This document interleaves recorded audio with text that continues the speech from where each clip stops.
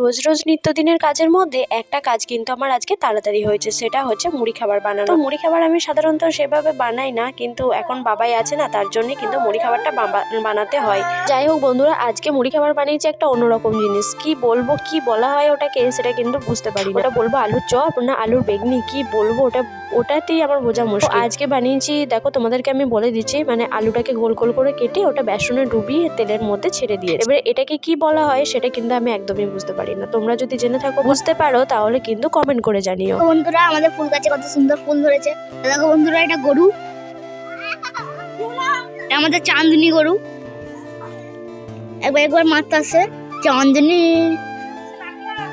আজকাল তো তোমরা দেখতেই পেলে, বাবাই কিন্তু ব্লগটা কন্টিনিউ করার চেষ্টা করছিল, তো তোমাদের সাথে আলাপ করে দিল আমাদের চাঁদনি হচ্ছে আমাদের নতুন গরু। এই কদিন আগেই বাবা কিন্তু এই গরুটাকে কিনেছে। তো দেখো, আমি এখানে ভাত চাপানোর জন্য কিন্তু এই বালির উপরে যে ডালা দেওয়া ছিল, ওই ডালাগুলো ছোট ছোট কঞ্চিগুলো কেটে আমি নিয়ে যাচ্ছি। আর এখানে মনা নেওয়ার জন্য কিন্তু খুব কাঁদছিল, তার জন্য মনাকেও আমি একটু দিয়ে দিই। তারপরে এখন যাচ্ছি আরো পাতা আনতে, মানে এগুলো হচ্ছে বাঁশ পেরে যে পাতাগুলো তৈরি হয়, পাতাগুলি আনতে যাচ্ছি। আর এই পাতাগুলো হচ্ছে শসা মাচার, তো এখন মরচে পড়ে গেছে, তো সেই জন্যই এগুলো এখন উনারে পুড়িয়ে দিচ্ছি। কিন্তু দেখতে পাচ্ছ এই সাদা সাদা মরচে হয়ে গেছে, এগুলো তার কোনো কাজে লাগবে না। এই পাতাগুলো দিয়ে শসা আমাদের যখন শসা লাগানো হয় তখন শসার মাচা করা হয়, তো সেই জন্যই এগুলো নষ্ট হয়ে গেছে বর্ষার জলে। এখন এই বছরে পুড়িয়ে দিচ্ছি, এগুলো মিনিমাম হয়তো 2 বছর করে যায়। তো যাই হোক, এগুলো আমি এখন পুড়িয়ে দেব, সেই জন্যই এই পাতাগুলো কিন্তু আমি উনান সালে নিয়ে চলে এলাম।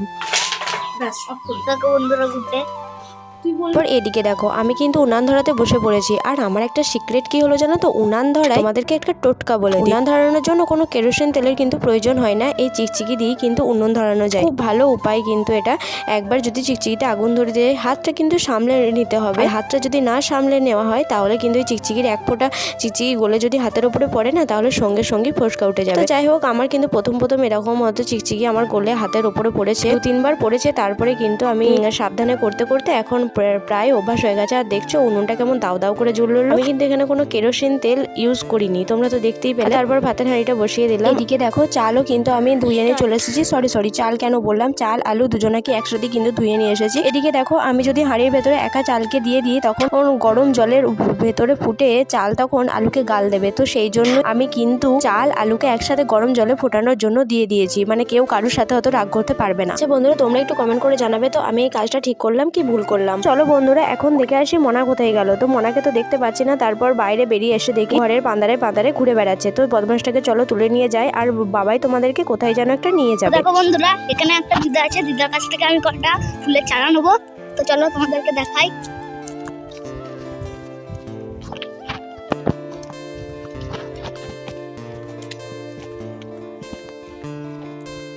চলো, তো দেখো বন্ধুরা, এইটা দিদার ঘরটা। তো চলো তোমাদেরকে দেখাই পুরো ভিডিওটাই।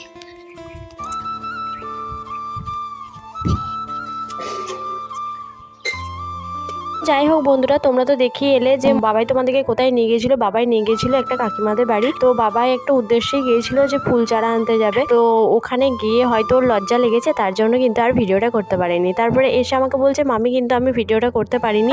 আমি তাহলে ভাবলাম হয়তো লজ্জা পেয়েছিল, তার জন্য হয়তো ভিডিওটা করতে পারিনি। তো যাই হোক, আমি কিন্তু এখানে খেতে বসে পড়েছি। এখানে আমি মনার যে প্রত্যেকদিন খিচুড়িটা নিয়ে আসে সেন্টার থেকে, ওই খিচুড়িটা নিয়ে আজকে ওই খিচুড়িটাই আজকে খেয়ে নিচ্ছি। তার কারণ হলো, দেখলাম আলুর বড়াটাও আছে। খিচুড়িটা এখন শীতকালের দিনে চাপড়া করে, তো তার জন্যই ভাবলাম তাহলে খিচুড়িটাই খেয়ে নিই, আজকে আর মুড়ি খাবো না। তো এই দেখো, আমি শাকটা এবারে চাপাবো, তার জন্য আমি রসুন কুচি দিয়ে দিচ্ছি তেলেতে,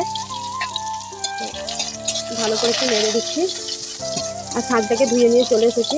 এই যে খুব উনুনটা জ্বলে গেছে, এই যে শাকটা চাপিয়ে দিয়েছি। ওখানে কিন্তু অনেক শাক আছে।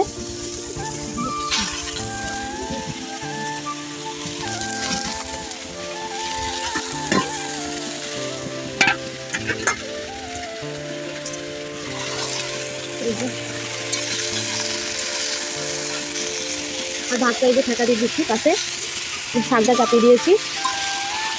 প্রচণ্ড উনুনটা জ্বলে গেছে, প্রচণ্ড, তার জন্যই তো রসুনটা খুলে গেল। আর ভালো হয়েছে উনুনটা জ্বলেছে। আমি তো আর জলটাকে টিপে দিতে পারিনি, শাকের জলটাকে, তো তাড়াতাড়ি জলটা মরে যাবে। আর যদি শাকটাকে এইভাবে টিপে দিতাম তাহলে জলটা মরে যেত। আর শাকটা যদি টিপে না দেওয়া হয় তাহলে কিন্তু শাক থেকে অনেক জল বেরোয়। এবারে কিন্তু শাকটা মিশিয়ে গেছে। কতটুকু হয়ে যাবে দেখবে শাকটা, কতটা দিয়েছিলাম এক কড়াইয়ের মতো, আর এখন অল্প পরিমাণ হয়ে গেছে। এই দেখো, হ্যাঁ তো দেখো এই যে একটুখানি আমি এখানে তেল দিয়েছি আর অল্প পরিমাণ চিনি দিয়ে দিচ্ছি। চিনি দিয়ে দিলে কালারটা খুব সুন্দর আসে। আর একটা ছাড়া তেজপাতা দিয়ে দিচ্ছি। চিনিটা লাল হওয়ার অপেক্ষা করব, কারণ চিনিটা লাল হয়ে গেলে তবে পেঁয়াজ টমেটো দিয়ে দেবো। চিনিটা লাল হোক।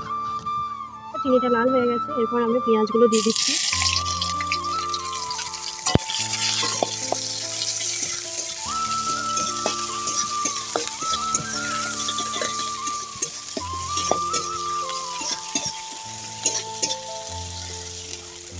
পেঁয়াজটা হালকা ব্রাউন কালার হলে, এই যে টমেটোগুলো দিয়ে দিচ্ছি আমি। খুব অল্প পরিমাণে মাছটা আছে, তো তার জন্য অল্প মশলাও আছে। এরপর আমি একটু নুন দিয়ে দেবো। এই যে একটু নুন দিয়ে দিচ্ছি।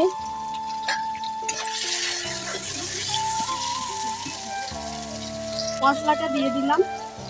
দেখো আমি কিন্তু মাংসটা চাপিয়ে দিয়েছি, এখন কষছি। বেশি নয়, তোমাদেরকে বললাম না আমি আর বাবাই, আর মনে হয় হয়তো অল্প পরিমাণ খাবে। আমরা 3 জনা নেব। আর আমাদের বাড়িতে কেউ মাংস খায় না, মা খায় না, বাবা খায়। বাবা তো এখানে খায় না, বাবা থাকে খাদে।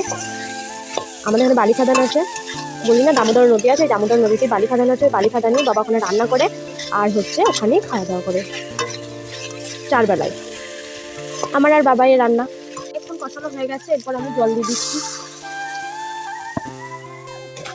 রংটা কিন্তু এরকম ফ্যাকাশে লাগছে ফোনে, কিন্তু এটা কিন্তু রংটা বেশ সুন্দর। রান্না তো আমার কমপ্লিট হয়ে গেছে, আর আমি এখানে চলে এলাম ধানের হিসাব করার জন্য। আসলে আমাদের বাড়ি থেকে মুটেরা এসেছে ধান নেওয়ার জন্য, তো সেই ধানগুলোই দেখছি ক বস্তা ধান হচ্ছে, সেগুলোই এখন লিখে রাখছি খাতাতে। তো তারপরে ওগুলো হিসাব করে দেবো। তখন তো হয় না দেখি, বলছি ওদের 0 হতে হবে বলছে। হ্যাঁ 0 না হলে হবে কি পুরোপুরি, তারা 0 হোক, ছাদ দিন না। এই দাঁড়া, হয় না এখনো। পিস্তল পাকা, পিস্তল পাকা।